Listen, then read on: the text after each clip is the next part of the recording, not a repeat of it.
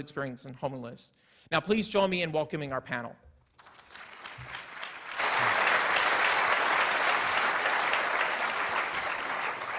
So as I tell my students, one of the things that I really believe is that public policy conversations should be founded in fact. And so here's the facts as we know them. There are about 553,000 people across the United States that experiences homelessness. That's from 2018. Now, to give you perspective, that is larger than the city of the population of Atlanta and Miami. African Americans represent 60% of this population.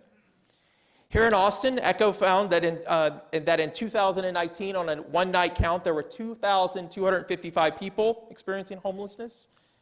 52% of them were sheltered, 48% of them were unsheltered.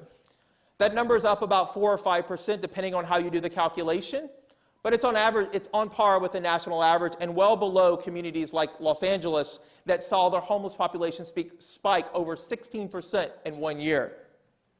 That said, as you'll hear tonight, we all acknowledge that we need better data.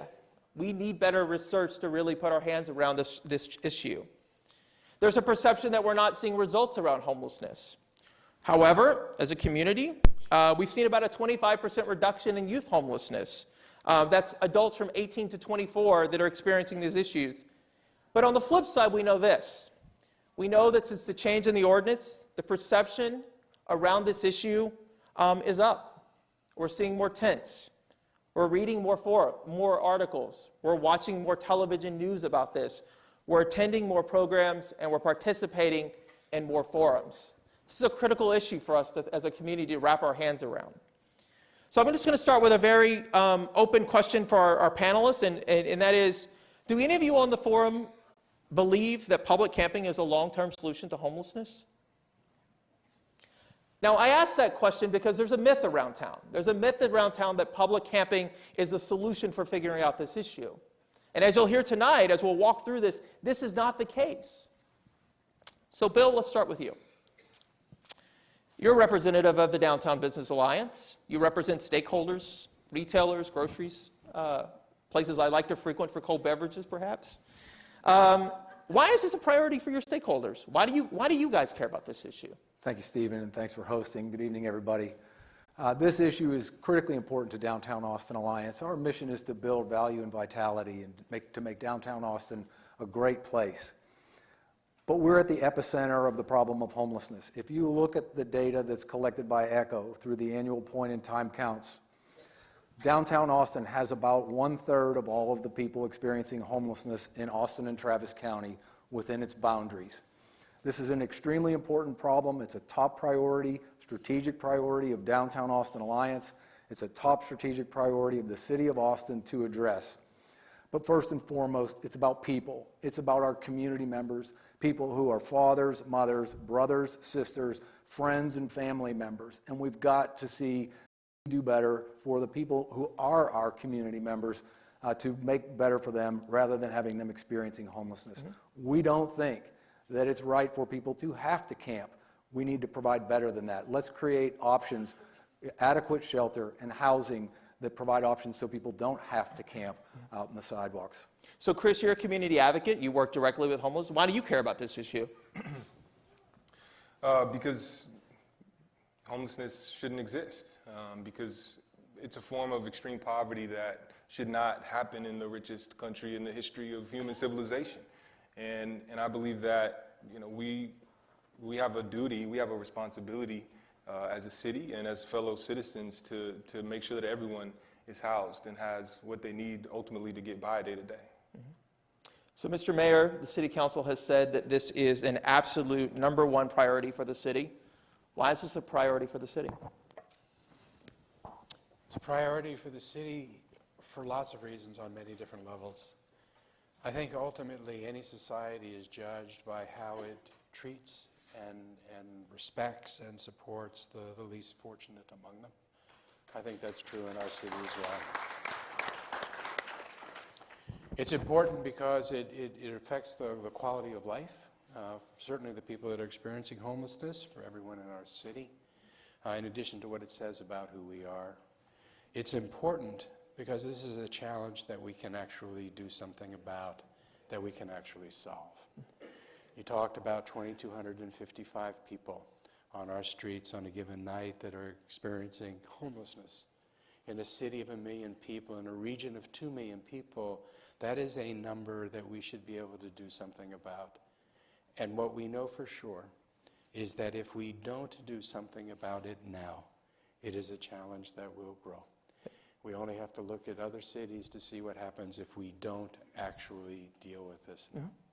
So I think it's important for us just to recap what we just heard. So we've asked the same question of 3 different various stakeholders amongst our panel: business community, someone that represents our community in terms of advocacy, and someone that's our chief sort of elected official. This is a priority for all of our community. We may not agree on the solutions, right? But there is a consensus that this is an issue that we have to figure out. So Matt, you are new to Austin, Yep. but an expert in this space in terms of working directly with homeless issues. So what do you know is tell us a little bit about what are the factors that really contribute to homelessness as we think about this issue? Sure. So as we talked about earlier a little bit, this is a very complicated and nuanced issue. There are so many different factors that converge and so many individual reasons that people in our community are experiencing homelessness. I think there's the easy stuff to talk about, right? Housing costs are up, wages are pretty stagnant, therefore, housing affordability is out of reach for people. Some people will have healthcare emergencies and, large medical bills that cause them to fall into homelessness with their families. But I think there's also some of the more difficult discussion to have is to look at how, this is a social construct. It's been constructed through many years of regulation and systemic issues that occur throughout our country. I think race and socioeconomic status plays a big part in homelessness, and we'll talk about some of the data that suggests, African American and the black population is homeless at a rate that's much higher when controlling for poverty than our white folks experiencing homelessness and poverty. So I think it's really just a really complicated factor to deconstruct, but we need to look at it from a systemic perspective and keep an eye on that. So Susan, same factors that affect youth homelessness, or is it a bit different, or would you point to some of the same characteristics perhaps? Absolutely the same characteristics with a little specificity around something we know with data with youth homelessness in Austin, Texas, is that 76% of youth 24 and below who experience homelessness have been in foster care, juvenile justice, or both. So when you look at the real driving causes of youth homelessness, you need to look at systems involvement, why youth get involved in systems, and also the racial disproportionality within systems, and address those fundamental issues. So Sherry, you've sat on the board of Central Health. From your perspective, what role can our public health agencies do to help us better identify these challenges around the factors which are driving people into homelessness? One of the things we have to look at is the social determinants, right? And what causes homelessness, as we have talked about. And certainly we know that in this country, many people are in a precarious position. They're just one incident away from being homeless. And for some people, this can be an issue with mental health or substance abuse or behavioral health. But for other people, they are just one incident away as far as a medical emergency from ending up homeless, right? Because the bills stack up. And at Central Health, there is a broader definition that we use of homelessness. We look at the count, but people also self-identify, and we also look at people who you may say are couch surfing, right? They are not on the street, but they don't have a home. So we see about 10,000 people a year who in some way we identify or they have identified in that larger definition of homeless. And a big issue is they get medical care, but they may have a couple of chronic conditions, and then they go straight back out on the street. Mm-hmm. So there's an issue, and we're certainly looking at care of providing places for them to go where they can get well or get stable. So Bill, one of the things I did prior to this is I talked to all these great panelists about their expertise in the area. I'm not a homeless expert by any means. And so Bill and I talked to all, as I said, all of the panelists, and Bill, we talked on Friday, and one of the things that struck me about our conversation was the idea that you said, we spend so much time thinking about how to solve the effects of homelessness and not enough time thinking about how to identify what's causing people into homelessness. Tell us more about that, because that was a really interesting perspective. Well, I think that it's important to understand that point, in that I believe that 90% or more of our resources are dedicated to trying to solve for or manage the problem that we see on the streets, under the bridges, in the parks every single day, not just downtown, but citywide. And so often I hear the question, as do all of us, how do we solve homelessness? And I believe that the answer to that is to prevent it. If you can't slow down or stop the pipeline of inflow of people coming into a condition of homelessness, then we will be on an endless treadmill, I believe. So the critical factor is, what's the right balance between how we effectively manage the problem that's on the street and solve for the condition those folks are experiencing today, while we also dedicate sufficient resources to slow the pipeline. And I think there are several key upstream factors. Certainly the criminal justice system feeds people into a condition of homelessness.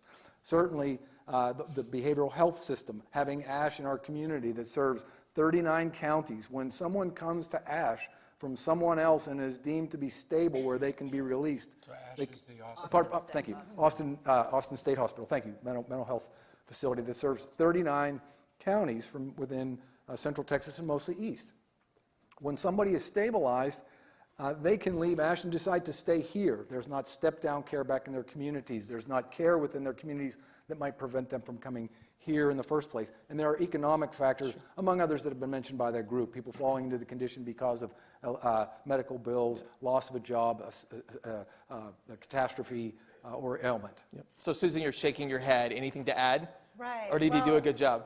No, great job. But just to take it a little more concretely to solutions, I think it's helpful to remind ourselves of the success that we had a few years ago and continue to have with veterans homelessness, and that was part of a federal framework for dramatically reducing both the inflow and the existence of homelessness.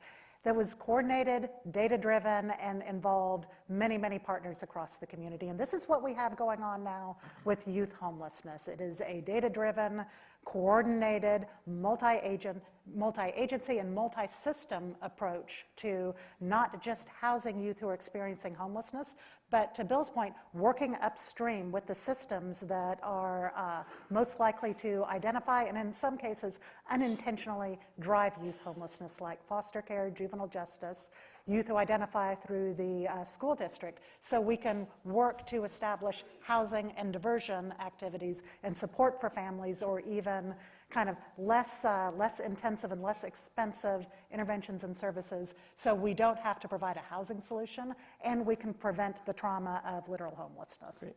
So I wanted to shift the conversation to public safety. Chief, thanks for joining us tonight for this conversation.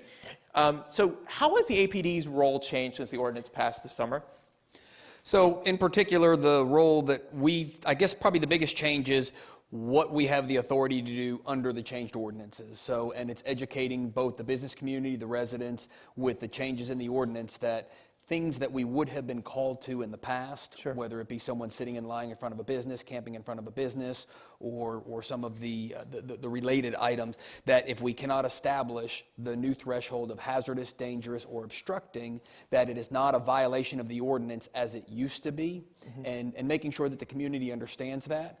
And then, again, the officers maintaining that role that we have in the community, not only just through the host team, but through every officer that's out there, and really trying to help those that find themselves in a condition of homelessness and realize that the police are not just a source of enforcement, but also a resource, as everyone else on this panel is. So I'm going to put you on the hot spot. There is a perception that crime from homelessness is up. It's in every email that I read about this forum. Is that true? No. We have no data to show that violent crime has increased based on the changes in the ordinance. I think what we all recognize here is it's much more visible. The homeless community is much more visible. Men and women that used to live out in the woods and maybe more secluded and out of sight are, I think, to a greater extent in the public's eye. I think areas where there have always been camps, the camps are much larger and much more elaborate. And I think that camping is also taking place in areas where it didn't before. Are we responding to the audience? We are not responding to the audience. If you will write that question for us, we are taking questions from the audience. If you will write that question on a note card and pass it up, I'm happy to ask that question in the public forum. But Stephen, if I may, just to answer, I don't want to leave it hanging. Go ahead. We don't see an increase in crime right now. What we see, okay. We should. You can get them at the registration. I think you can get them at the registration table. We'll have some of our folks walk down with them as well as they're passing, as they're going through. So, Mayor, you wanted to make a point about that. I just want to pause for a second to really discuss and make sure that we know what it was that happened in June. It was really important for the City Council not to do anything that limited the police and our law enforcement ability to be able to respond to anything that a police officer thought was a public safety risk. To be able to arrest people, to be able to ticket people, to be able to pursue public safety risks as they have always done. Same thing for public health hazards. The laws we have with respect to public health hazards have been maintained in full force. I hear a meme and I see the same social media that other people see with the suggestion that somehow or another police their hands are tied with respect to being able to pursue and act upon public safety risks and public health hazards, crimes in our community in any way, and that is simply not true. And when I asked the police chief if his officers are actually telling that to people, that their hands are tied to be able to pursue crimes, he tells me that that's not true, and I believe him, and I don't believe that our police officers are actually on the streets saying that. Sure. And if they are, then I would like to know, and the chief would like to know, because it is really important that the police have every right and an ability to be able to enforce our criminal laws, and we've done nothing. Mm-hmm. So, Chief, I want to go back to the point that you made earlier, and that was about data. You said we don't really know, we don't have the data. How can we improve the data around this, where we can really have a point of time to look at this and get our hands really around it? Thoughts on that? So I think there's data and then there's anecdotal data. Yeah. With the data, what we're doing as a department is we're trying to collect what we can. Officers that get dispatched to a call for service, whether it be sitting, lying, camping, whatever, business residence, the officers are making notations if they were unable to take an action in that incident but would have been under the prior ordinance. We're trying to collect that data so we can measure the impact of the change. But we also understand that that business owner or that resident that calls once or twice or three times to report someone who's sitting or lying or camping and is informed each of those times that it does not meet the hazard threshold, the danger threshold, they may no longer call when prior to the change they may have called. So we're doing what we can do to collect the data, but we just have to make sure we understand that the data is not going to tell the complete story. The other that we have is just anecdotal data, the information we get from officers on what they're seeing and experiencing, and then what we hear from community members as well as what they're hearing and experiencing. So, Matt, you have a point? Yeah, Stephen, I just want to make sure when we're talking about data too, I don't want to just connect homelessness to data on crime. And, for sure. And I think it's really important to also look at, we're trying to gather data early on, after these ordinances were passed, like, are people connecting to their primary care more? Are we seeing folks working into the housing resources on a larger scale? Are we getting a better understanding of homelessness in our community because we are able to outreach folks that before we weren't able to find? I mean, this is a really important point to recognize that people are getting the care they need where before they weren't, and I think that's a really important thing that we address here. Yep, that's a great point. So I just want to encourage you that if you have questions, feel free to, again, write those on the note cards. We're taking them. I see Vicki is absolutely working to pull those questions together for us. I want to move the conversation to housing. So, Mayor, in your recent statesman op-ed, you wrote, if we want to help people and we want people to stop sleeping in public spaces, we have to house them. That's a housing-first approach. Describe what you meant by that. Describe what a housing-first approach is for folks that maybe aren't familiar with that terminology. Well, I think it recognizes that that someone who is experiencing homelessness, in order to be able to be safe and stabilize their lives, in order to be able to get back in the flow of the community, it requires oftentimes just getting back into a place to be.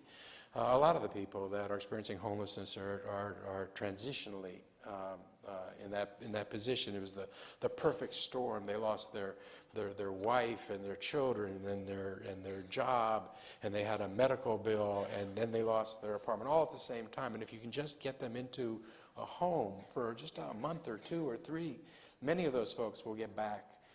Some people need more than that. Some people need services. They need mental health services, or they need other support to get a job, or they need something else. But what all the studies show is that somebody can better take those services and benefit from those services if they're in a home. Imagine trying to apply for a job or to get an apartment, and you have the application and you put in your name, and the second blank says, tell me where you live, what's your address, and you can't even fill that out, the second line of the application. Odds are you're not going to get that apartment or get that job. So this housing first approach recognizes that. It also recognizes that there's a spectrum. Some people need and can take rental assistance, and you can get them into an apartment and they just fly. Some people need immediate care. They need a shelter, a transitional home, or a navigation center. Ultimately, anybody that's in that kind of environment, you want to pull them through that. You don't want them to stay in that environment. You want to pull them through that into a home. So you have rapid rehousing for some people. For other people, you have permanent housing, permanent supportive housing. There are some people in our community that, quite frankly, are going to need our help for an indefinite period of time.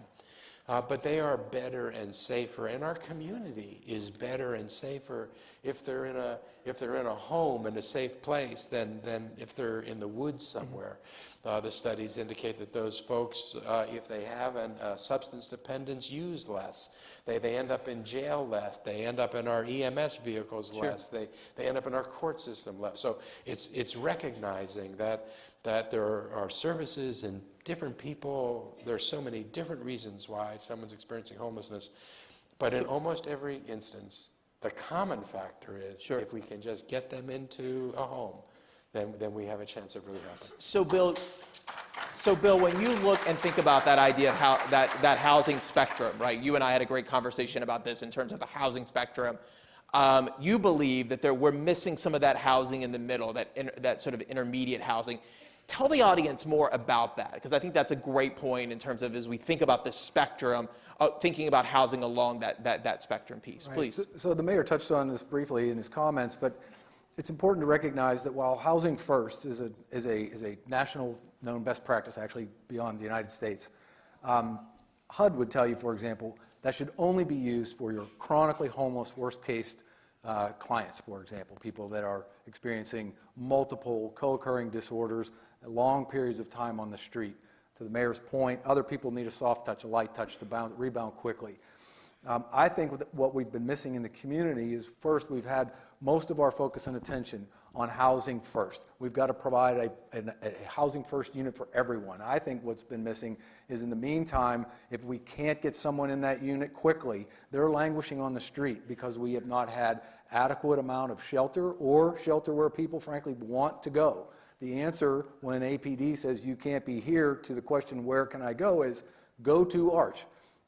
You see it every day, as do we. That's not a place where a lot of people want to be, at least for good reason in many cases. And that's not to say, by the way, that Front Steps, which manages the Austin Resource Center for the Homeless, isn't doing a lot of great work. Last year, they housed over 460 people.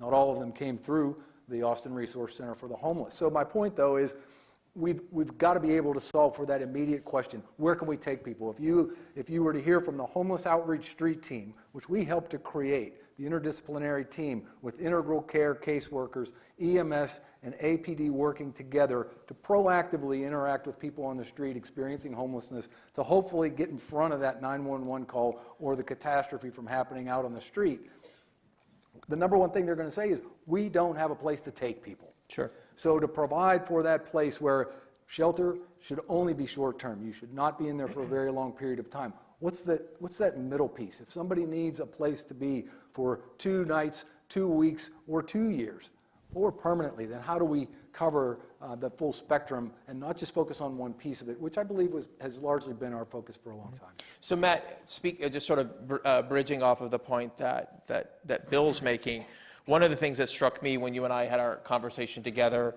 was the point that you made about Austin's chronic homeless population. That when we look at our homeless population here in Austin, we have a higher per share of folks who are chronically homeless for lots of different reasons, refusing to take shelter, experiencing extreme challenges. What can be done for them? Yeah, so in Austin here, there's approximately a 54% of the folks experiencing homelessness are what is to be termed as chronically homeless. So they have longer lengths of time in homelessness, and they have a disabling condition, to co-occur with their length of time homeless. And I think what that says a little bit about our system. What's really important about Housing First too, which I want to mention, is it's really about providing the right type of resource at the right time of that person's time and getting them engaged in that resource. So, what we're not trying to do here, or what we shouldn't be trying to do, is institutionalize homelessness, create programs that people have to fit into in order to get housing and maintain housing. Really what we need is an approach that the people that are experiencing homelessness can dictate their need to us, and we can support them in that need. And that's really what Housing First is. And whether they need our support for 2 months, 2 years, or the rest of their lives, that's a different set of people, but it gets to the root of the problem. And the problem is, the current problem right now that people experiencing homelessness have is we don't have the right type of resource to offer them, to engage them, to get inside, to start to get well and start to engage in the resources that we have. I mean, I think, at our last point in time count here in Austin, we had 62% of the people experiencing homelessness in Austin had duly diagnosed or co-occurring issues with their disability. That's a really high number of folks on the street that need support beyond just a home to live in. They need support services, whether they be case management services, clinical case management services, peer support services, and they need an environment by which they can access those services in a very low barrier way. Sure. We need to be able to provide housing to folks that we don't have tenant selection criteria that says if you have a felony in the last 10 years, you can't live here.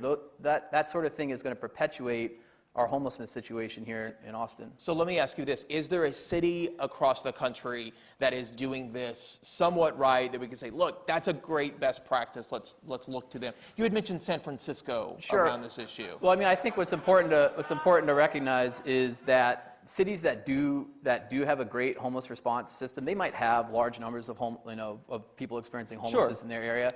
What they do is they provide the dollars they can, the resources they can that are outside of typical funding streams, HUD, and whether it's very specific, people have to fit into very specific types of programs. San Francisco has committed $250 million annually to homelessness in their budget. They have problems related to homelessness that are affordability issues and a growing homeless population that can't afford to live in their city.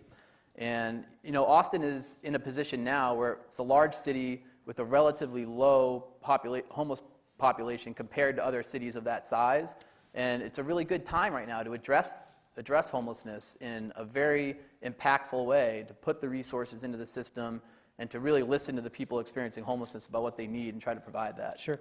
So Sherry, you're the public finance expert on the panel. How do we pay for all this? Are there interesting practices? Are there places that we can look to in terms of best practices? Again, how can the city really afford to do some of these things that have been suggested? Yeah, you read my mind. It is going to take all of us. This is a complicated puzzle, and we all have to play our part as far as the pieces. And so that means that this is going to take dollars from the city. The city has general obligation bonds for housing, and some of that is for permanent supportive housing. It's going to take sources that we can get, whether it's state or federal, but also nonprofits, which we see here, and also the private sector. So an example, the Rathgaber Center that has been constructed for families experiencing homelessness is not open because there isn't the money for operating that. And so that's something to keep in mind, that when we talk about funding, it's not just building the facility. You have to build into the cost of that operating the facility. And so I think that we need to look for more partners who can also help with operating, because we've talked about we need a variety of housing, and it's true. Whether it is permanent supportive housing, whether it's something where somebody can get on their feet and in a month be back in a job, or whether it's something where someone has a medical condition that could be chronic and permanent or temporary for a few weeks. Yep. And so we have to look at funding from all of these areas and combine them. So Bill, go ahead, add to that maybe. Thank you. I just want to tag on to a point that Sherry just made, and that is how we most efficiently use our resources. Sure. And so the fact that we have the Rathgaber Women, Children's, and Family Center constructed, virtually ready to open, but we are trying to fill a $500,000 gap in funding, which, by the way, Downtown Austin Alliance has stepped up to contribute toward that. Dick Rathgaber is challenging the community to come up with another $300,000.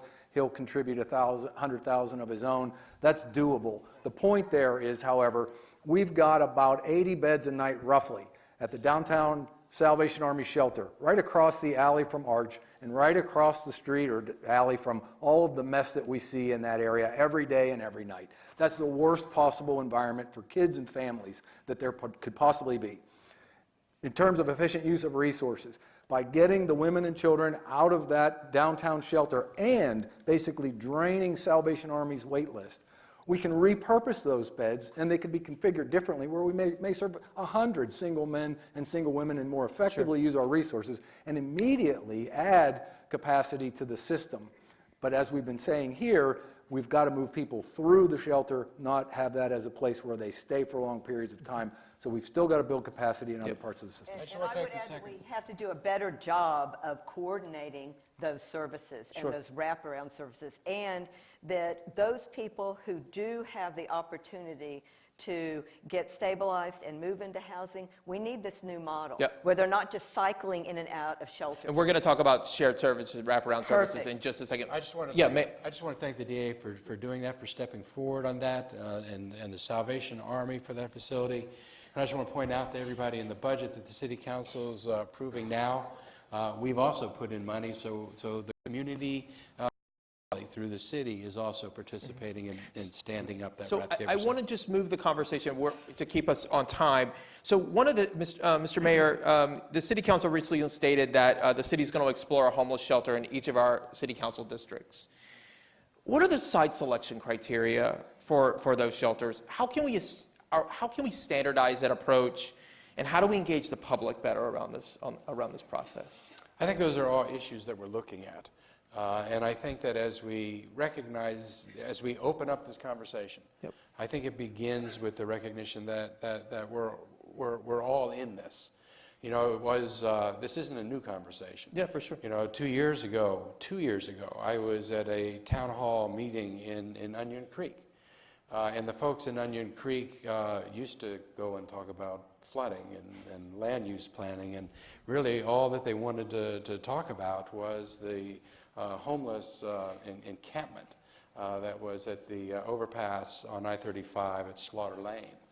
And virtually everyone there was saying, what can you do? Do something about this.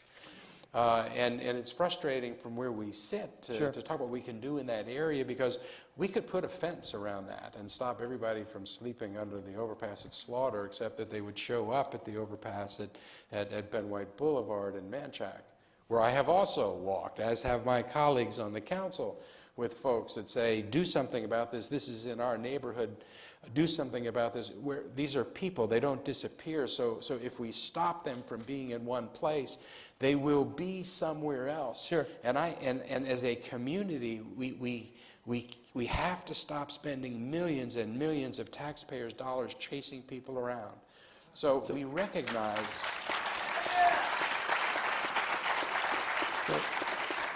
So I think that we're getting into that issue right now on site selection. So it sounds like that's something the council's committed to, just not to put you on the spot, but that sounds like something the council's committed to doing is working through a process that allows us to understand how those shelters are sited and where they go. Absolutely, and we know that one of the models in this community right now that so many people love, community first, Yep. that a lot of people support.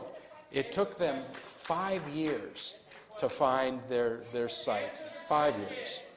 So we're going to have to come up with site criteria that will actually enable us to locate opportunities. But I will say that it's important when we do locate them, and a part of the responsibility, I think, and the obligation that we have as a council and as a city is to make sure that when we locate these, we make sure that they are additions to areas that they go into and not detractors. Sure. Which means we can't create anything that is laden with the obligations that the area around the arch has. We can't repeat that experience anywhere in our city, because wherever we do it, it has to work so well that we have as a community the opportunity to do it a second, a third, and a fourth time. So Chief, just building off of that, as we think about the locations for site selection for these shelters, how important is public safety? How does that figure into this discussion?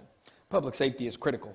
It's critical for both the people that are using the shelter, but it's also for the communities, the neighborhoods that we're putting them in. And I think that's why the discussion is going to include the restrictions, such as you cannot sit, camp, lie at these. They're not meant to be drop-in facilities where people would stand in lines and wait for services. They have to be set up in a way that it is for the clientele that are utilizing the services there, and it's not a place where people congregate or hang out, and that if it becomes that we have sanctions and enforcement options to make sure that we can put a stop to it. So with that, there may be place design issues or even camping bans or things like that we may want to consider around some of these shelters, perhaps. Well, if you're asking my opinion, yes, I think that if we're going to have expectations that we're not going to allow that conduct to take place, we have to have consequences if they do take place. Sure. So now I want to go to this question about public health, and I'm pushing us fast through this because I want to get to your questions. So Matt, tell us a little bit about the health challenges that our homeless population is experiencing. And I ask that question because there's lots of myths around the questions of health, particularly that the folks are experiencing. Can you give us a really quick sort of short summary of some of those issues? Well, I mean, I think you start with the statistic that if you're spending any time homeless, your life expectancy is 26 years shorter than someone who's not homeless. I mean, I think that in itself speaks volumes to the toll that experiencing homelessness takes on someone's body. I mean, I think access to quality, affordable health care and housing are human rights and should be treated as such. And our focus as a community a lot of times is just let's get more bricks and mortar out there. I think, and that's important, and we're going to need to do that. We're also going to help. We're going to have to get people services and care in their homes so that they stay well and that they're not costing. One of the things we can talk about is cost associated with healthcare services, uncompensated costs to hospital systems, to jails, criminal justice systems. That housing and appropriate supportive services can help mitigate. And not only, we can sit here and have the cost discussion, but it's just the right thing to do. This is our community. These are human beings. These are people that deserve the right to have a home. So Susan, you all have had terrific success with youth homelessness in our city. What have you all learned that are lessons learned in this space about ensuring, effective service delivery? If you had to say, here are the 3 things that we learned that we can apply to this, and I don't mean to put a number on it, For sure. but what are those things that we've learned? I think the planning and coordination amongst partners, both institutional partners, public partners, and nonprofit partners, that is a deep, intentional, structured collaboration around the data involved, around sharing data around who's experiencing homelessness, what their needs are, who is best suited to house them, what housing is going to be most effective, because we do need a menu of housing options to meet people's needs, and who can provide the best, most comprehensive wraparound to meet the needs of the youth. So I think that coordination, the focus on the data, and also the focus on, and I think this is one thing we have done exceptionally well and are still learning with youth homelessness, having youth who've experienced homelessness have a powerful voice at the table to design the system, to approve the services, to have a voice in how funding happens and to keep the service providers accountable for meeting their needs. So Chris, you've been an advocate for mental health first responders. Tell us why Austin needs that program. Sure. Well, I think that in general, when we look at a lot of societal ills, whether they're behavioral health, mental health, related to poverty, we've answered those problems with police and prisons. And not only is that not improving our public safety, it comes at extreme costs, both for our whole community, as well as for obviously the people that we're arresting and jailing. And so, you know, a big part of the work that I do is to try to understand where we can meet the needs of our community, some of which do impact public safety, but do that with alternative responses.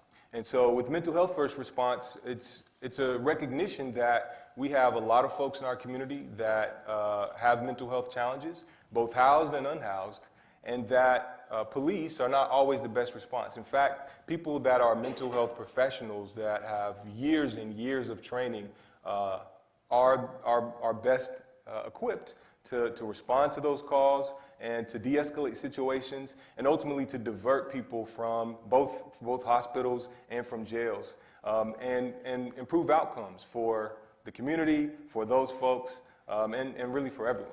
And Dallas has a program like this, right? I mean, Dallas is piloting a program like this. Tell us about that program and the successes that program has seen. Sure, yeah. So the Meadows Foundation, which recently released a report here about mental health first response, is pioneered a project there called Right Care. It started in 2018. And the reports that they've come back with after about a year of service was that they were diverting about a third of folks that would have gone to prisons or jail or hospitals are now being diverted and being into care that they need, which again is better for the whole community as well as much, much better for the individuals being interacted with. So Chief, what do you think? I think that talking specifically about the Meadows program and the Dallas model, actually Mayor and Council got a report today from the Meadows that as much as it's a great model for Dallas and as much as she would like to implement it in Austin because it was her creation, that's not the right program for Austin, but that instead what we're doing right now with all the providers is working, and that we're working on the improvements now of what can differential response look like. We're training dispatchers in mental health. We're working on getting mental health clinicians in the dispatch center so they can take that call and actually respond to that person in crisis and maybe either get more information for the responding officer or maybe determine in probably the rarest, but if we can build upon this, those circumstances where maybe an officer is not needed because we can establish via that phone conversation that there's not a concern for someone's safety. So I think a lot of good information came out of the Meadows report, and again, we just got the report at Mayor and Council today. And I look forward to the continued work, but we've already taken some of those steps. And then I think, as was widely reported earlier this week, we're taking the step at the Austin Police Department of training every single officer with the additional 40 hours of mental health training that we think will benefit them when they respond to these calls. That's great. So we've got about 10 minutes before we move into audience questions, and so I just want to go to some thoughts about immediate action. As we all know, the Austin American-Statesman recently ran an editorial calling for immediate action. Mayor Adler, you've expressed some changes, some thoughts on some changes to the ordinance because of public safety. Can you tell us about those suggestions that you have? Well, it's not just me. You know, I've worked together with some of my colleagues, several of my colleagues, and we posted something that was publicly available. Councilmembers Kitchen and Tovo and Councilmember Kassar participated in the conversations. I think there are several things we need to do. First is to reaffirm that no one wants to see camping all over the city as you started off doing. The question is, how do you get from here to there on that? I think that there's a kind of a social compact, an agreement that we make with ourselves as a community, that we realize that the more places we have for people to be able to be, the less of a need there's going to be for people to be camping in the city. So I think that the first thing we need to do is we really need to more aggressively provide places for people to be. Some of it is the immediate sheltering. Some of it's the kind of the emergency kind of situation that you were talking about. Some of it's the light touch kind of work. We already know what works. We were able to reach effective zero for veterans homelessness. We house over 650 veterans. Every veteran that we find in our city now experiencing homelessness, we can get into a home in short order and wraparound services right away. We were able to get half of the children on our streets that were homeless off our streets last year. Sure. So we know it works, but we have to scale them up. So I would hope that in the immediate future, we're finding additional opportunities. Maybe it's finding a hotel that we can convert. Maybe it's finding additional spaces for people. Maybe it's things like the Rathgaber Center. I don't know, but immediate spaces. Beyond that, I think we also have to start identifying places where we don't want people camping and sitting in line because they're not the best and safest places for people to be.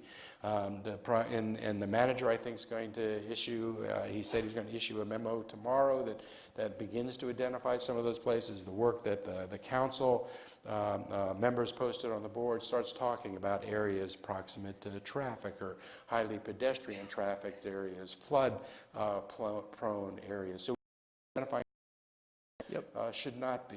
I see us doing those two things in the immediate short term. So, Bill, you said one of the things, and when I posed that question to you via email, you wrote back to me and said the one thing we have to do in the next 90 to 100 days is quickly stand up temporary shelters. How do we do it?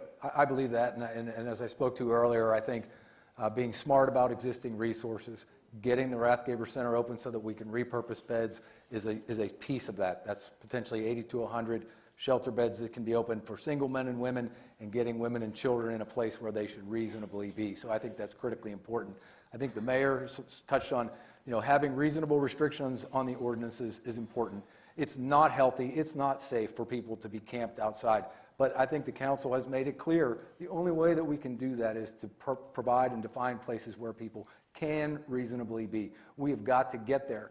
But to your earlier question and points that were made, it's no wonder that the community, every time the subject of homelessness comes up in their mind's eye, pictures the intersection of 7th and Netcha Street in downtown Austin. And I think the first thing that we've got to be able to do in the next 90 days, if not sooner, is to change that paradigm. We have got to fix the mess that is at 7th and Netcha Street. That is not what we are about here in Austin, Texas. We can solve for that. But until we're able to demonstrate that we can operate a shelter and not blight the neighborhood, and hopefully not even realize that it's there in passing, I think only then will the community accept shelter or housing or other services in their neighborhoods. Otherwise, it will be fought and drag this out forever. So I think we need to make some. So we have to have a demonstration project, is what I'm hearing from you. A demonstration. So, Chief, what about public safety for the next? What about the next 60 to 90 days in terms of public safety? Are there things we should be concerned about or thinking about? From the public safety perspective, I would actually, with what Bill just said, I agree that the first thing is those emergency shelters. We need a place to take those individuals that are sitting, lying, camping in that public space, because I know that the thought is that we can't tell people where they can't be until we tell them where they can be. So we've got to identify the places where they can be, so that as we work towards these areas where we don't think it's appropriate for our homeless population to be, that we then have an opportunity to tell them where they need to be, so that if we were to take the enforcement action based on that, it would be based on the fact that they do have somewhere to go and they're choosing not to go there. Yeah. So, Matt, my last question is for you, and then we're going to your questions. The thing that struck me about our conversation together when we were talking about the strategy that your organization has put together in terms of some priorities for the city, the thing that struck me was that you said this is a document that really outlines priorities, but one of the things that we have to work towards is getting it towards an implementation plan. But it's got to be an implementation plan that sticks, not just for the short term, but the long term. How do we get there? Sure. So I'll make this quick so we can get to questions. I think really what we need is we need to really identify what's working in our community for folks experiencing homelessness and scale that work up. We need dedicated resources to these projects that we're seeing good outcomes for, permanent supportive housing projects that have 95, 98% retention rates of folks staying in homes. We need to really focus. I know there's a short-term strategy focus here, the next 90 days, but that's not going to solve homelessness in this community. So we need to take a more broad look at what's needed and make sure that we can deliver the right type of resource to the people experiencing homelessness in our city. Okay. We're going to move to your questions. So many of you submitted questions online. Let's give these guys a round of applause.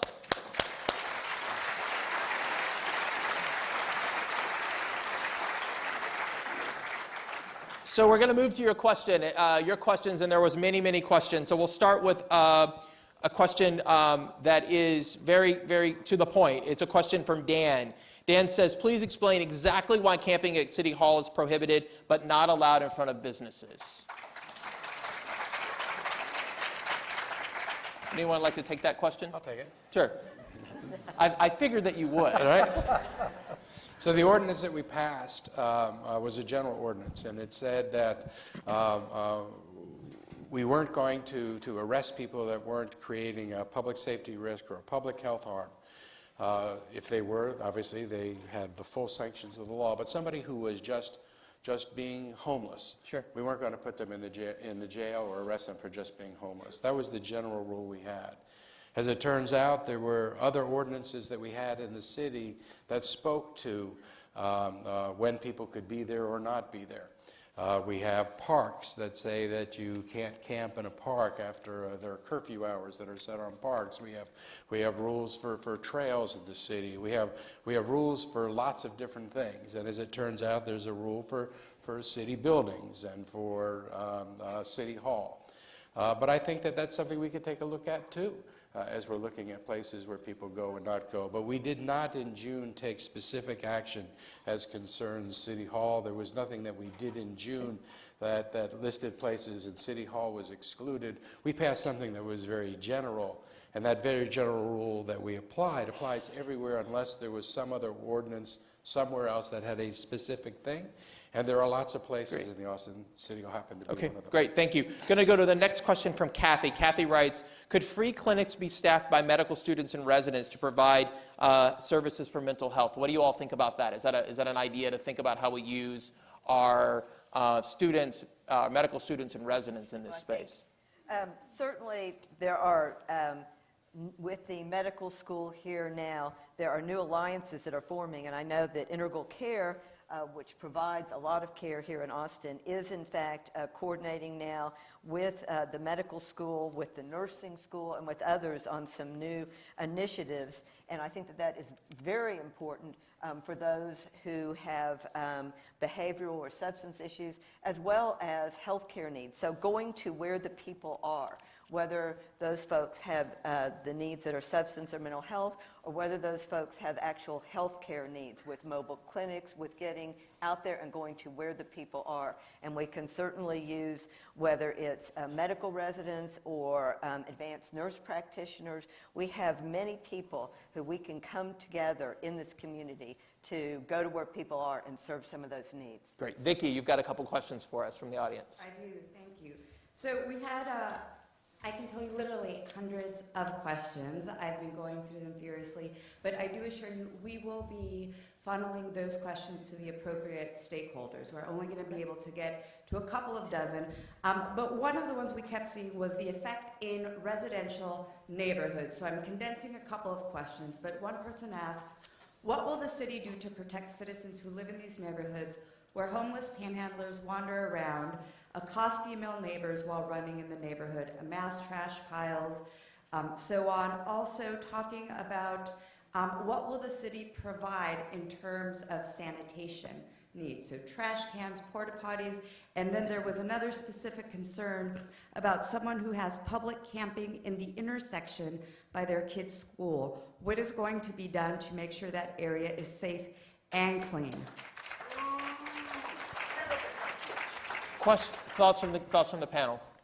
I think that some of the places that were listed, I think, need to be part of the areas that we're saying are not the safest and best places for people to be.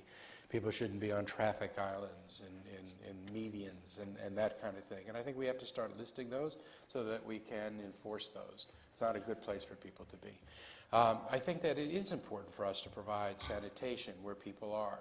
And the council is discussing porta potties. You see practices happening around the country that are available, portable showers for people, because you want to be able to supply those kinds of things. As locations would be put into a neighborhood, I think it's absolutely right. I mean, the folks that are operating the Arch are under huge issues themselves because the people who are going to the Arch don't feel safe walking into the Arch. Sure. Most of the people outside of the Arch have nothing to do with the Arch. I agree with you. I think that's one of the first things we need to be able to take a look at. We need to make sure that as we do those kinds of things around the city, I think it's really important that they're done in a good way. And I've made the pledge that wherever we would do that, anywhere in the city, I'll go out weekly to make sure, to meet the neighborhood, to make sure that any of those things that are happening, in fact, are happening the way we want them to be. But providing sanitation. We talked today in the city council meeting about being able to start a program where we might be able to hire some of the folks that are living in this community to help drive cleanup in that area. So I think that there are a lot of things that we can be doing. Mm-hmm. So, Chief, you have some thoughts on this maybe? Public safety?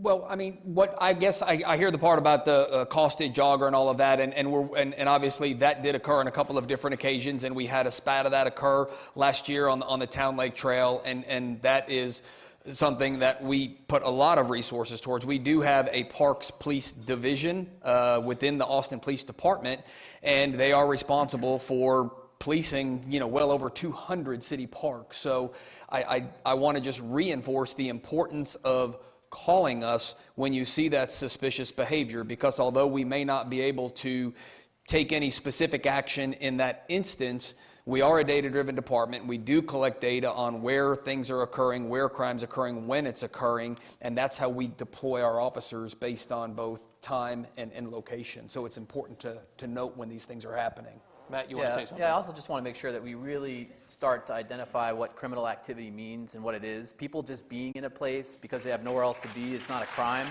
So I think really starting to focus, really starting to focus on, no one's up here advocating for people to be able to assault other folks or be able to be aggressive in nature. We wouldn't expect that from our community, from our housed community, so we don't expect it from people experiencing homelessness. So we just have to really be able to identify what it is that we're talking about when we discuss criminal activity. If something looks like criminal activity, that's not necessarily mean that it is criminal activity, It's just people living. So All right, let's let our panelists finish. Chris, Yeah, I want to push back a little bit on the question as well, because the people that are camping in your neighborhoods are your neighbors too. They live in your neighborhood also.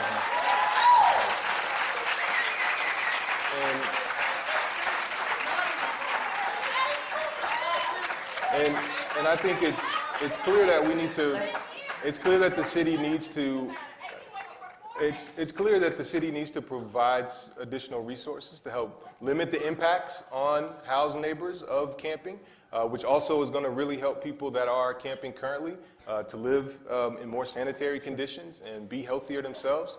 And so I really do support immediately providing those sorts of things, trash pickup, porta potties, and other types of services. But I think it's really important to understand that, people in your neighborhoods are your neighbors. And I know a lot of folks are feeling victimized by people camping in their neighbors, but almost every single one of those folks would switch places with you if they could. And just to understand that, and that we're all trying to get to a place where we can live together and live together well. Thank you, Chris. That's great. Vicki, let's go to another question, please. Keep the dialogue going here. So a number of questions asking about alternatives and what can be done, and so many questions asking what individuals can do. So that's one part of the question. But other folks here are asking in terms of Why can't services be centralized? One person is asking about turning in the old library into a centralized location of doing that. Other folks have different ideas.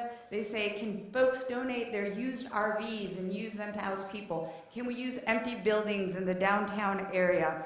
Also, there's a question about city land, and in particular, two venues, the Walter E. Long Park and the city around St. John's area. So walking through those alternatives to housing folks who are homeless. So let's do that. Let's start with this idea of the centralized services. Are there thoughts about centralized services, and is that a model that makes sense? So I do think that centralized services are extremely important.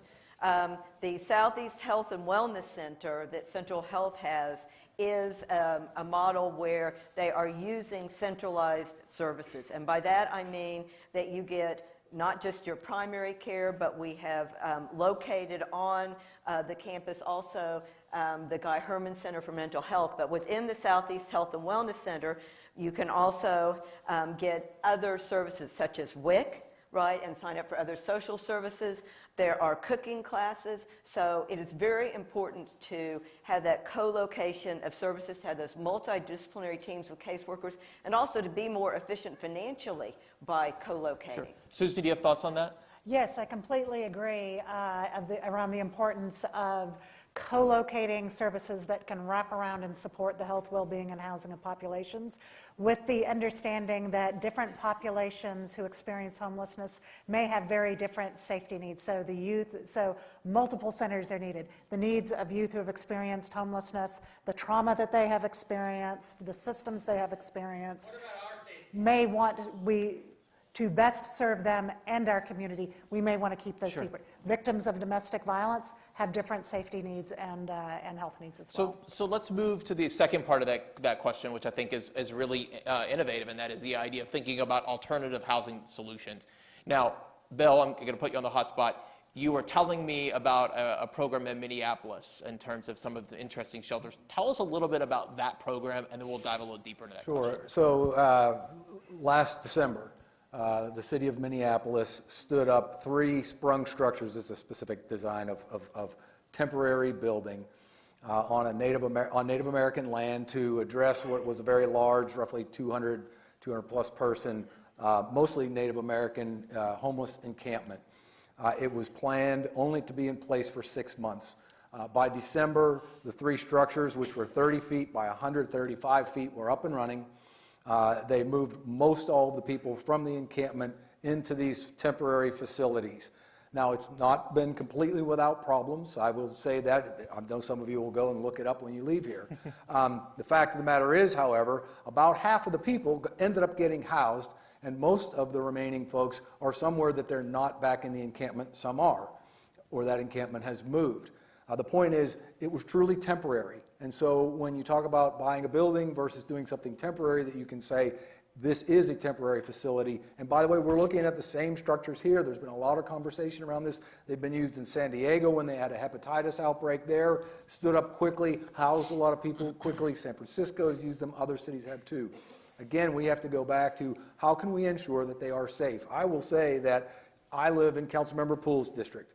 We have people who are experiencing homelessness living in Northwest Park, in Shoal Creek. I would rather see those people in a place that is safe for them, that is also safer and healthier for the community, but mostly for the individuals we're trying to serve. That is better for all of us. It's a matter of how we can demonstrate that this can happen without blighting the neighborhood. Mm-hmm. Other thoughts about this idea? Different types of housing with some of the suggestions that was made in the question? I think we need to take a look at all those kinds of housing. I think there were some properties that were mentioned. We're looking at those properties and many other properties because I think that it's important that we actually start providing spaces.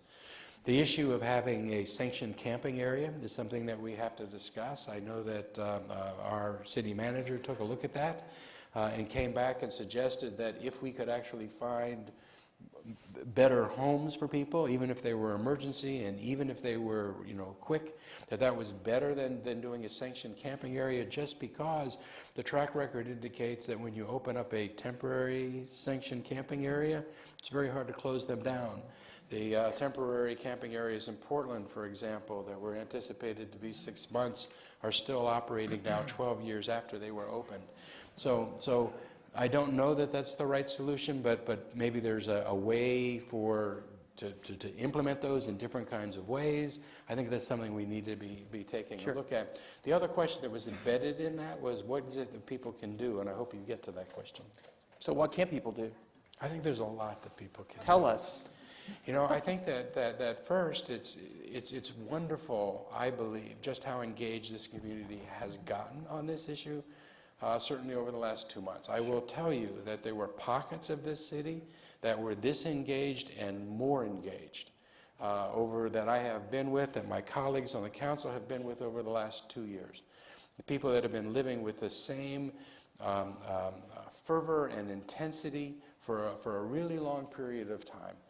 I do know that when we were able to reach net effective zero for veterans, it was because people in the community stepped forward. It were people that either had an apartment building or a friend that had an apartment building, and they said, hey, I can open up a unit or two in my building to be able to help with that. We created a risk fund that made it so that any landlord that took somebody in that was formerly homeless had a risk fund, so that if anything ever went wrong, if a place was trashed or they had to evict somebody and get rent, there wasn't a risk that they were taking themselves. We created this huge risk fund to remove that risk, and as a practical matter, there were very few claims that were ever made against it because all of the fears and the anticipations never realized.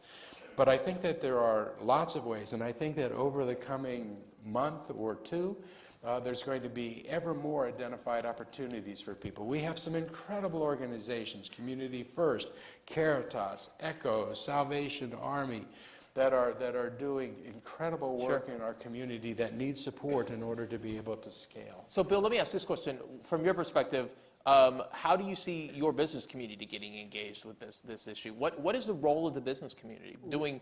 Obviously, the DDA has done a ton. You guys, you've done a lot. You're engaged in the issue. You've done a lot of helping in terms of raising funds. But what else can we look to your business community to help us? Well, first of all, issue? we believe at Downtown Austin Alliance it is our civic duty to help to solve the problem, number one. And I'm amazed. This morning, I met with a woman who's the director of a local real estate company, spoke with the vice president of a local real estate company yesterday. I've had countless other people, despite the mayhem that's been bubbling up, people are saying, what can I do? How can I plug in? We can't answer that question, whether it's what can I do personally, what can my church or civic group do, what can my business do, what can my foundation do? That's unclear other than often, give us money. Sure. Well, that's not always the answer. One, how is it going to be spent? What do we need it for? Matt and I talked about this just the other day as we were visiting. The ECHO Action Plan to End Homelessness, endorsed by City Council in April of 18, is a lot of great ideas and actually has helped to inform the council on action steps they've taken thus far. And that has been really important.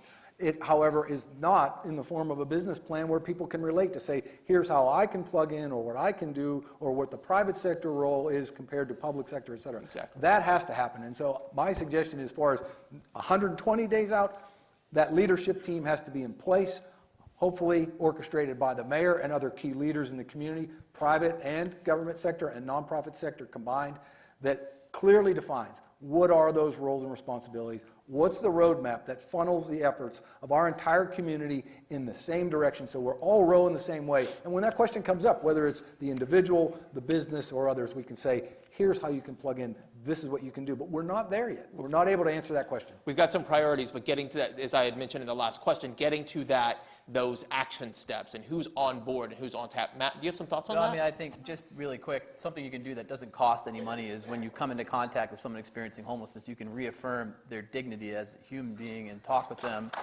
as a human. And so we can all exercise that with each other. I think that's really important. As far as putting some teeth to the action plan, I think we're going to head in that direction to really start to spell out, okay, let's look at some costs associated with each of these action items, and where is this money going to come from, and what can we do with the money we have to really push out to the community. Look, we expect by this time to house this many people with these types of resources so that you have an idea about what what's being done with the current resources we have, and that you do have an idea about what we need to scale up to have the resources necessary to help end homelessness in Austin. So I want to get to two really important questions that came via email.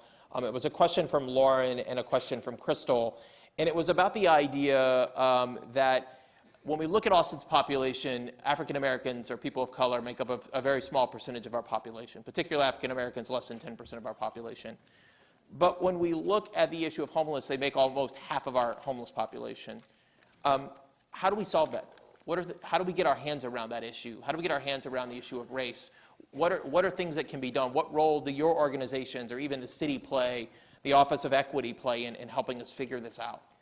So I just want to reaffirm some of the statistics. So we do 8% of our current population is Black, African American, represented at 35% of our homeless population and 25% of our population in jail right now. So how do we get at that issue? What are things that we should be thinking about?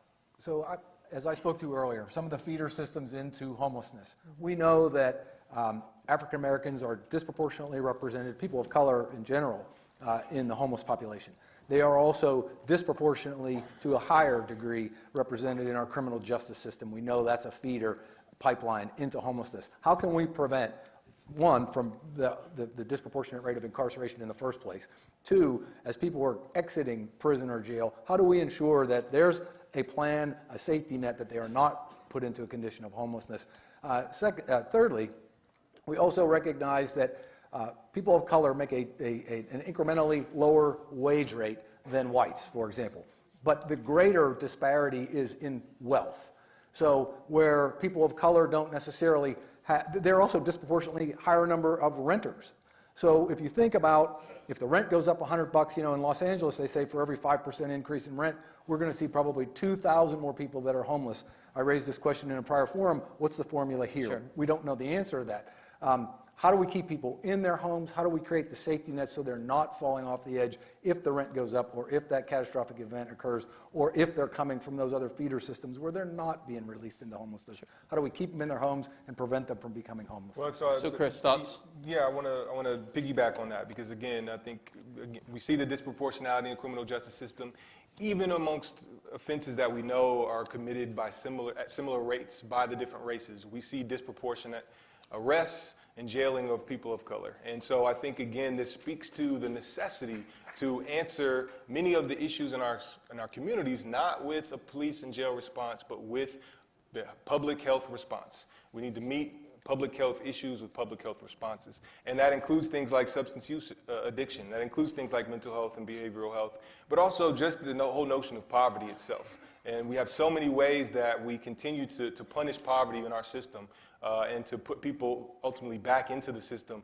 for their inability to pay fines and fees and meet all of the requirements now that exist in order to have a car, to get to your job, and to be a productive member of this community. And I think you brought up the housing issue, and I think the issue of displacement in our community is a big part of it as well. We've seen Black people pushed out of our city and pushed out of their homes.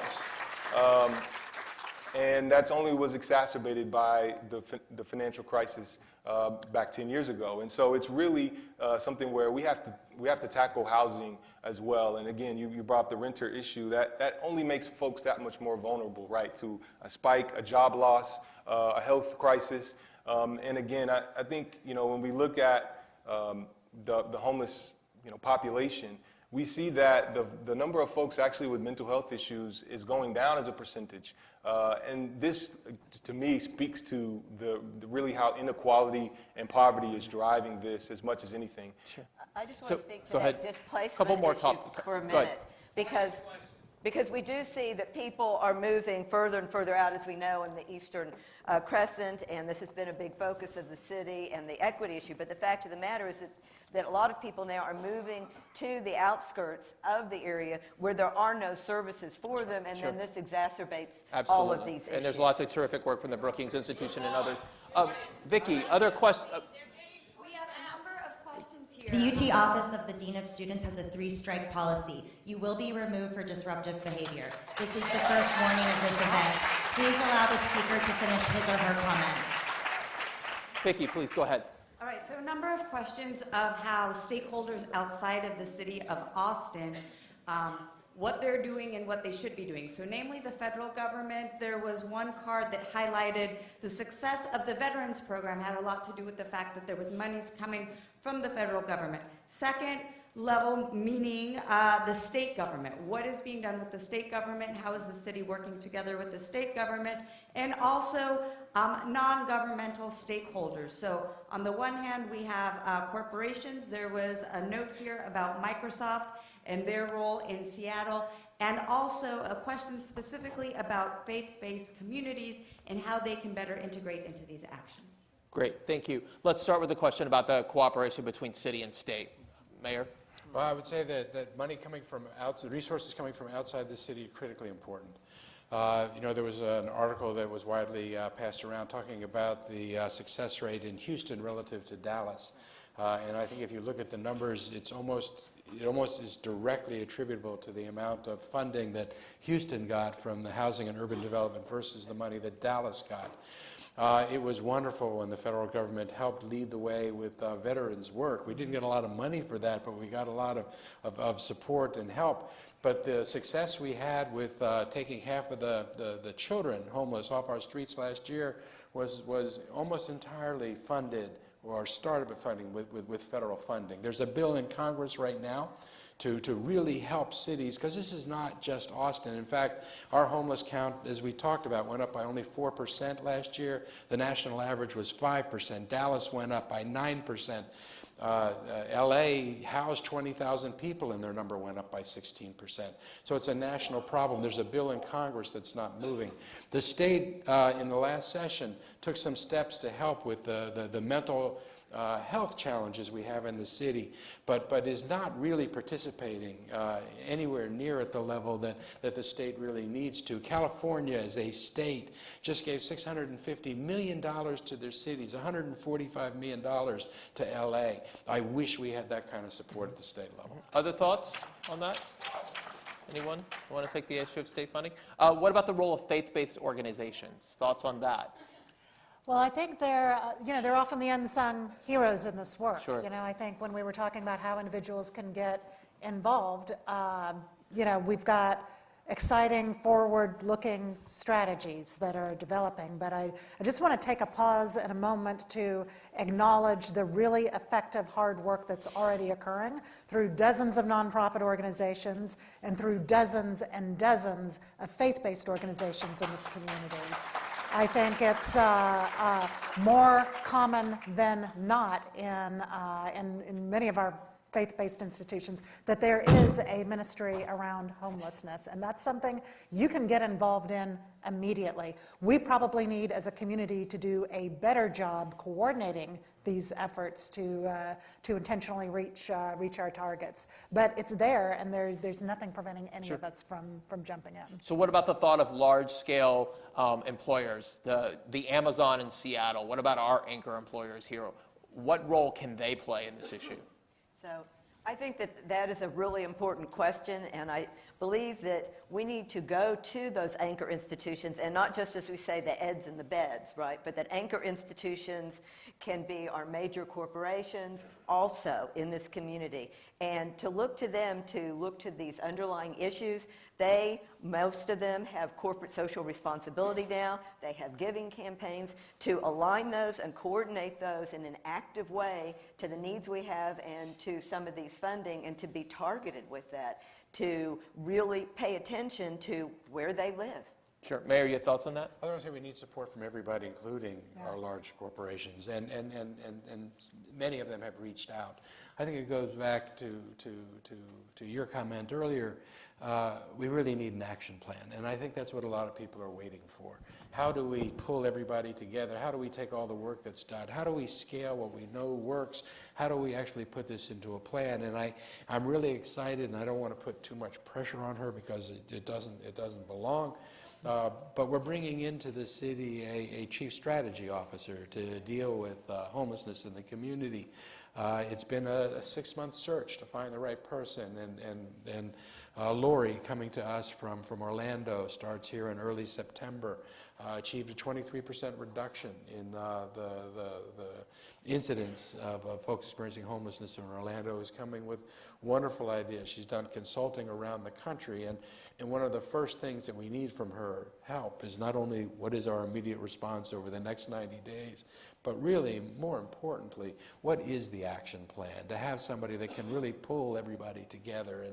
And as a council, we're going to be giving her support unlike anything that we have ever done before to help ensure that she's successful in that role. But a lot of it is coordinating and providing that action plan and then finding the way in for everybody in this city, because it will take everybody in this city to really be able to resolve this. Thank you. I want to add really quick, the state really, we need changes at the state level to really badly. The state limits the taxing authority of our cities and obviously of itself to very regressive means of taxation. And this is only perpetuating the inequality that we have and the homelessness problems that we have, in addition to not allowing our local governments to raise the funds necessary to actually tackle this problem. You know, in San Francisco last year, in 2018, they passed Proposition C with the backing of Salesforce and their CEO. It's going to raise hundreds of millions of dollars annually to go towards the issue of homelessness. And we don't have the authority here locally to do something like that. And we need changes at the state to enable those sorts of fundraising efforts so that we're not so reliant on philanthropy, but we actually have the dollars that we need and that we know are going to come in year after year in order to address the issues that we have in our community. Vicki, other questions? One question that came up frequently was, how do you house folks who don't want to be housed?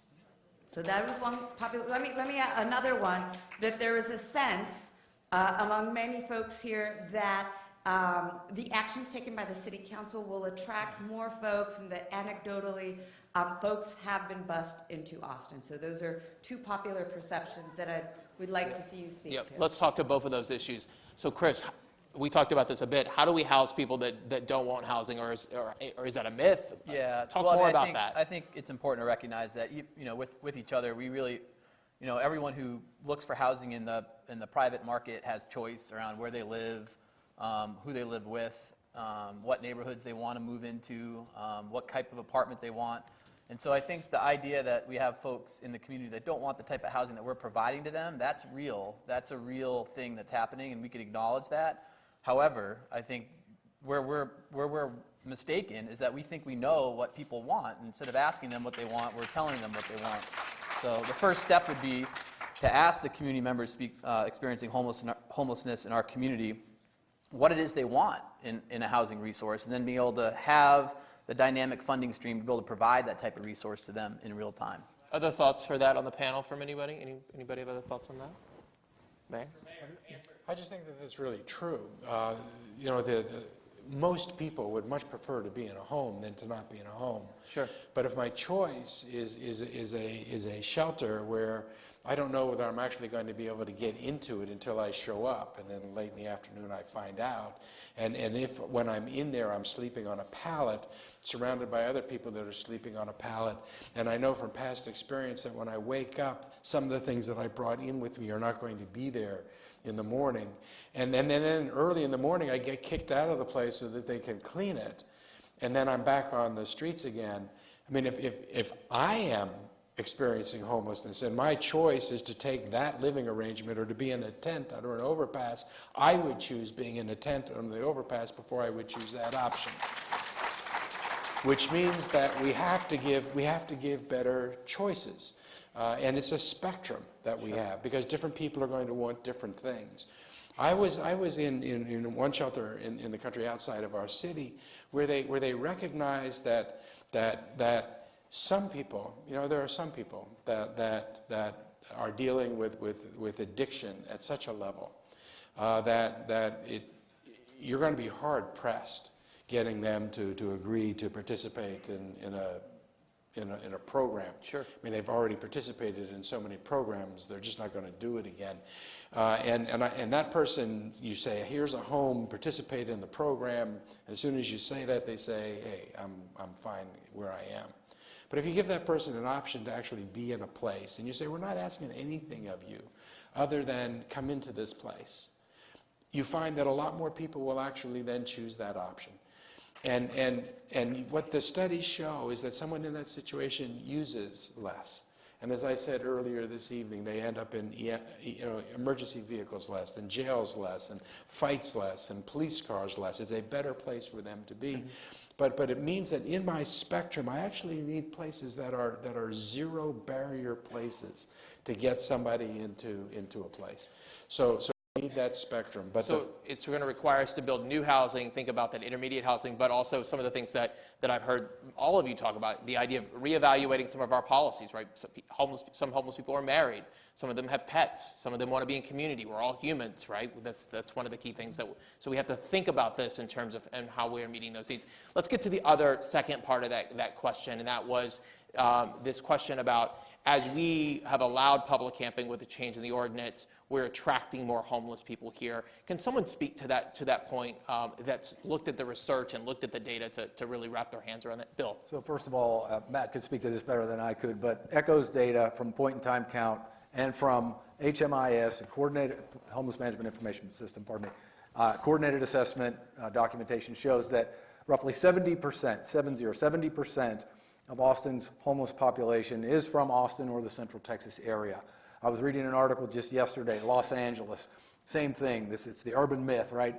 80% of people experiencing homelessness in LA are from that area. Now, it is a fact, based on information that I have from my counterparts in San Antonio, for example, that when Haven for Hope, 20-plus acre campus, brand new facilities that opened in 2010, came into being, they did see an increase in people showing up that were not from there.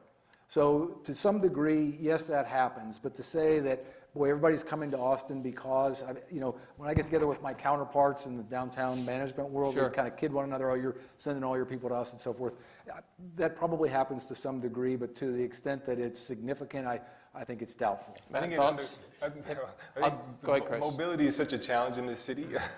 It's really quite astonishing that people, perpetuate this myth that people are traveling long distances to come here. Some of the events that we've held, the biggest thing that people experiencing homelessness are looking for are bus passes, just to get around inside of Austin.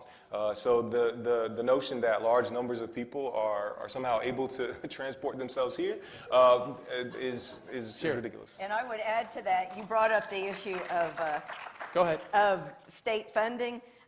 The state of Texas, it's a fact, it's not known for its generosity with social service funding. So you don't find a lot of people who are looking at a map saying, oh, let's go to Texas because of its generosity and social service funding, okay? Fair enough.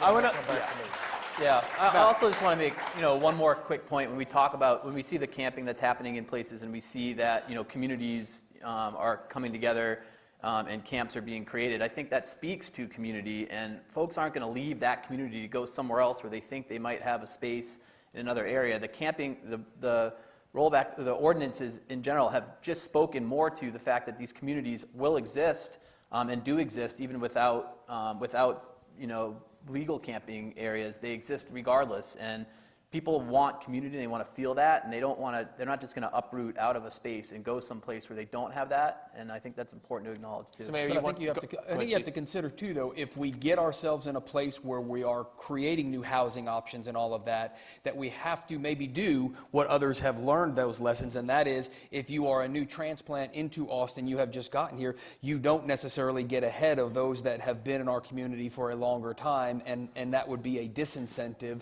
for whatever the small numbers might be of individuals to come here because we're working on solving the issue. That's a fair point, Mr. Mayor. And we can put in those kind of rules that have residency requirements or longevity requirements in order to be able to qualify for housing that exists. And the numbers that you had, 70% is the right number from outside of Austin. Just by way of other number, it's just under 90% folks are from Texas.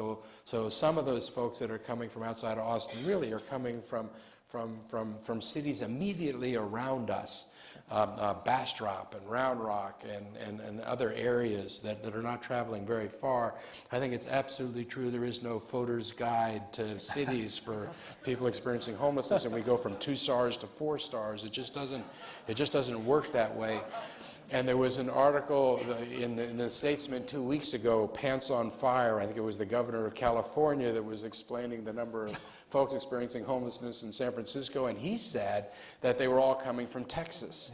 And they said pants on fire to that. It's just not something that... So, Vicki, we've got time for a couple more questions. Let's do... The current theme is substance abuse. So what is being done in terms of wraparound services to address substance abuse among our homeless population? Susan, do you want to take that for us? Yeah, I will start that. And I mean, substance use is clearly an issue with youth who have, the average youth in our emergency shelter has been in, literally up to dozens of foster care placements, right? And during that time, they have traveled a medical journey that has been very inconsistent in the management of their mental health issues, in their trauma, in their medication. And so it is very common for a youth to age out of foster care, leave criminal justice, and embark on a lot of self-medication for survival, to manage their very human pain, and just frankly to survive.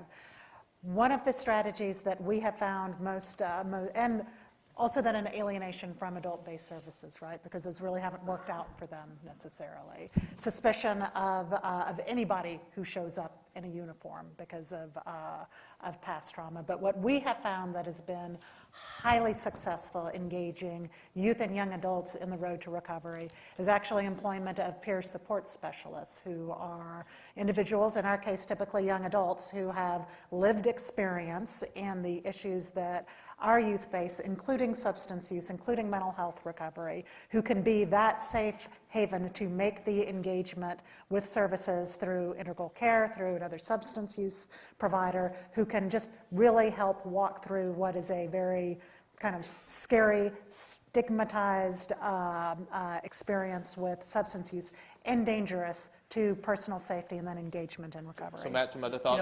I also want to mention some of our data.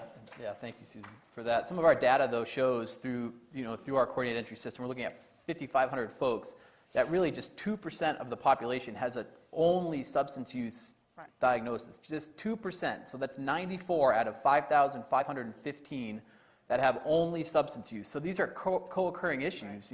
These aren't something that can be dealt with linearly. They have to be dealt with holistically, and I think that's one piece that's missing. The trauma associated with being homeless or a medical condition that goes untreated for an extended period of time can lead to substance use in a lot of ways in terms of how people will handle pain, chronic disease. And those are the things that I think if we can get people well from a medical perspective, a lot of times, they won't have to result or they won't have to fall into substance use issues. I want to add to that there really is this situation when you find people have multiple conditions. And so it's very important that we have multidisciplinary teams.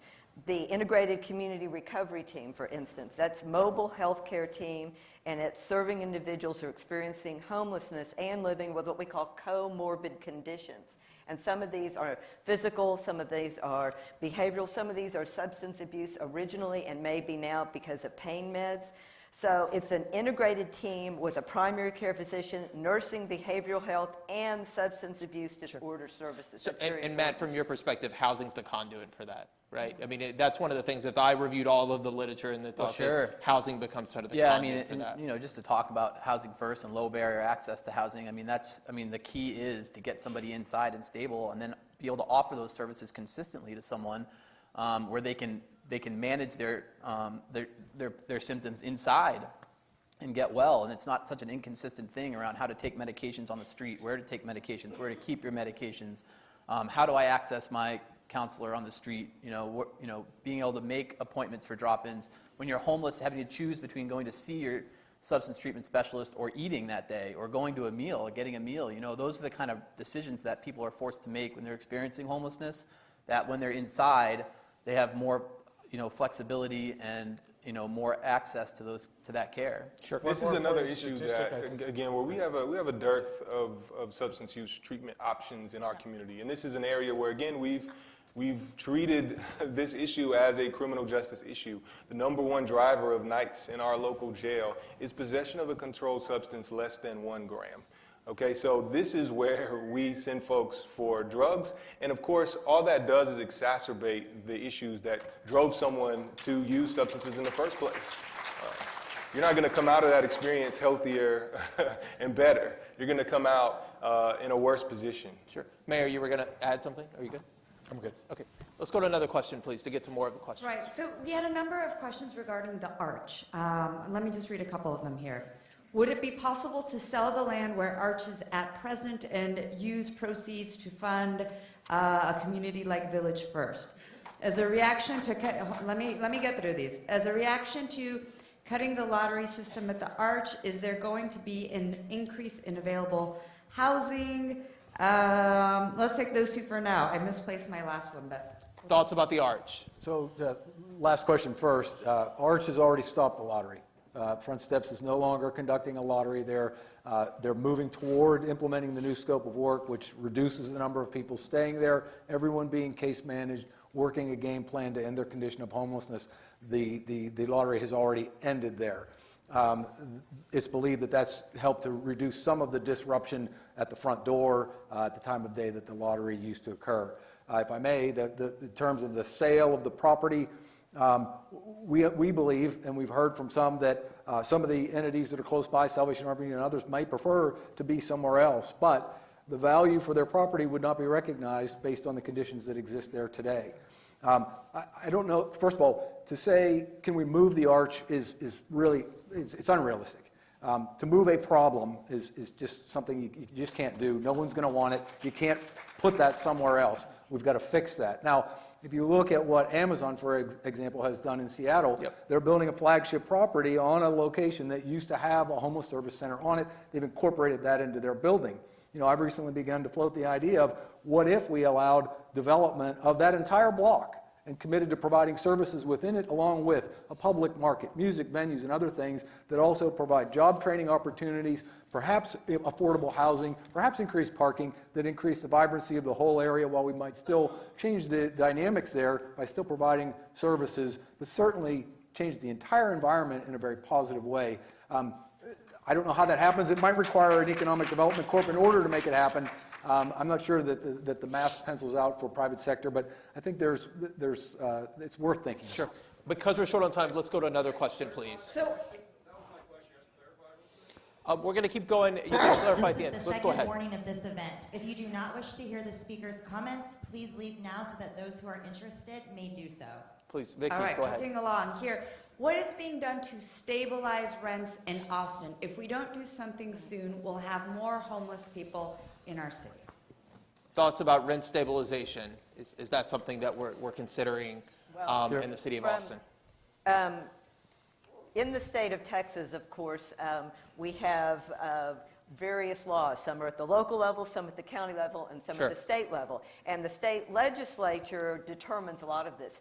Rent control of the type that I think you may be speaking of is not allowed legally in the state of Texas. So we have to start from that. We cannot do rent control. We cannot do linkage fees. And so we have to be a lot more creative here all over the state of Texas and in Austin in finding ways to increase the supply of housing and subsidize more of those units. I really, truly believe that we have to continue to subsidize more units, because that is one of the tools and one of the best tools that we have to keep units at a rate that people can afford. Sure.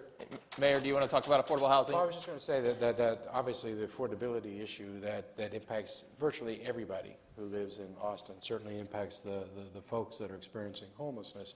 And there is a direct corollary between the increase in rental prices in a community, or cost of housing in a community, and the number of people that are experiencing homelessness in the community. So it's something that we see.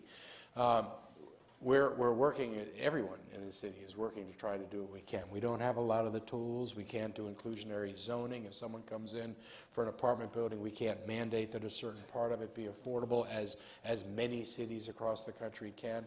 Well, the tools that we have are we can offer a developer an additional floor on a building, an additional incentive, a bonus, as it were, if they'll commit to some permanent affordability. Part of the land development code rewrite that the council is looking at right now is looking at trying to make sure that we use, by and large, increased development opportunities to tie them to obligations for affordability in the city while we try to increase supply in the city.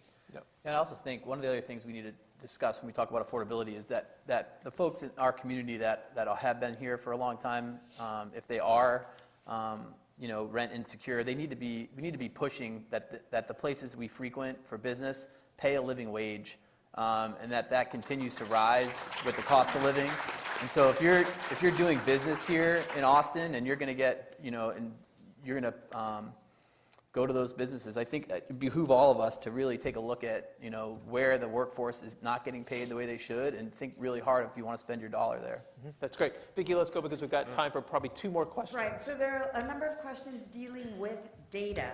So what types of data would help your efforts? What methods of data collection will the city implement around unsheltered homelessness, long-term, not just in response to the ordinance?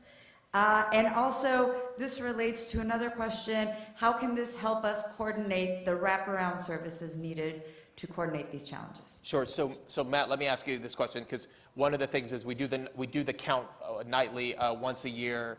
Obviously, you're collecting data, as all of you are, as people coming in your system. If you could design the best, robust data system, what would be some of the things that you'd look for to do? Sure, I'm probably not the right person to talk to about that part of it, but I mean, I think Come one talk of to us the at things we LBJ have, School. We'll help you. one of the things we have to do is have the systems that are gathering this data be able to talk to each other more, or be able to use a common platform. So, we have an HMIS system, a homeless management information system that a lot of the service providers use. We have emergency room, electronic health records that are being used across the city that document folks coming in as transient or homeless, but those systems don't talk to each other. We don't really have a good way of getting a handle on the various systems and allowing for them to sort of data dump into one central system. And so, I think the more we can do around figuring out how to share data across some of these larger systems, the jails, the hospitals, certainly our service providers, and that's going to be the first step in really trying to get a handle on what our current numbers are, who's experiencing homelessness in our city, and what areas they're touching, that we can provide help to them there. So Susan, and then we'll go to Bill. Yeah, and I think just a very specific example. So HMIS, the information management system, which frankly, when I talk about that at my own agency, I'll get a boo because it is, very cumbersome. But it's something, and it's something that those of us who provide services all enter information into, so we can be on the same page for service coordination. Right now, we've got 600 and some youth in there who are in some stage of, we think, having connected at some point with an agency, expressing some state of homelessness. And we were just talking at a meeting earlier today that we have launched a targeted outreach effort over last month and this month to contact, through many, many different efforts, each of those youth to redetermine exactly who's experiencing homelessness, what their needs are, so we can coordinate both our housing strategy, well, hopefully our diversion strategy, our housing strategy, and our wraparound, and those are well coordinated at the system level. So Bill, it's really quickly. possible. Yeah, so a little bit different light on data, and it's probably more informational than anything. Right now, we don't have a real-time system that says, if I have the wherewithal to go to a computer, or if I'm presenting it to a service provider saying, and they say, this is what you need. There is no real-time database to say, you need a case manager, here's where there are openings. You need a shelter bed, here's what we've got. You need a unit, you've got kids. We don't have that. The city's Office of Design and Delivery is actually preparing to prototype this in another 2 months. That's critically needed, both for individuals as well as the service providers. We funded the facilitation of the homeless system mapping and prioritization of what the pain points are, what needs to come first. The number one item identified by the frontline social service and housing providers was people don't know what they need or where to find it. So right now, that's a void that needs to be filled. So it's a little bit different angle on data. Sure, that's great. Let's go ahead and go to the last question. So the last question comes back to UT. Namely, can we touch on the recent request by UT to adjust the camping ordinance in the immediate proximity to campus, and also highlighting the tragic death a couple of years ago of a UT student, of the example of a mentally unstable homeless youth committing the murder? How is this being addressed? Chief I would or say, Mayor? I think I really appreciate the chief coming in, and we appreciate the input coming in from anywhere. I understand the issue with respect to the drag. We talked about highly pedestrian areas, but I also know, because I went to UT, that this is not a new challenge at the University of Texas. It's something that I can remember from 40 years ago at the University of Texas. The challenges that we have with respect to homelessness, I really want to partner with the University of Texas on that, as I want to partner with the University of Texas on housing issues in our city and mobility issues in our city. And quite frankly, the city doesn't do enough with the University of Texas, where we partner together to handle those challenges that are mutual challenges that we have between us. Because I think there are things that we can both bring to the table to solve what are really common challenges that we share. I want to throw out that obviously every single death is a tragedy. But I also, there's more deaths from hazing on this campus than there are from people experiencing homelessness. This is not, but no one's proposing to ban all Greek life here. So I want to push back on the premise of that question.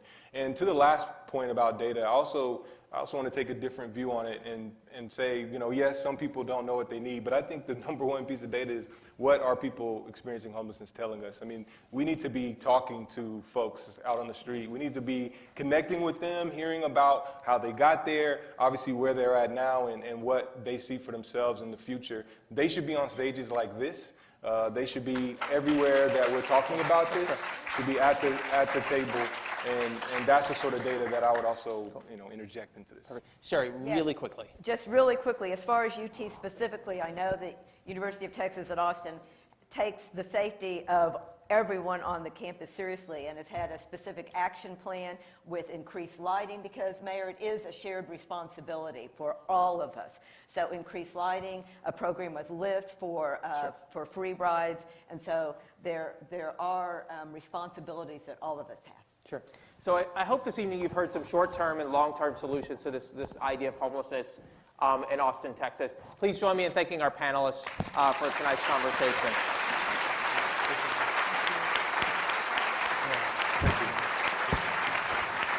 Thank you very much. Have a great evening.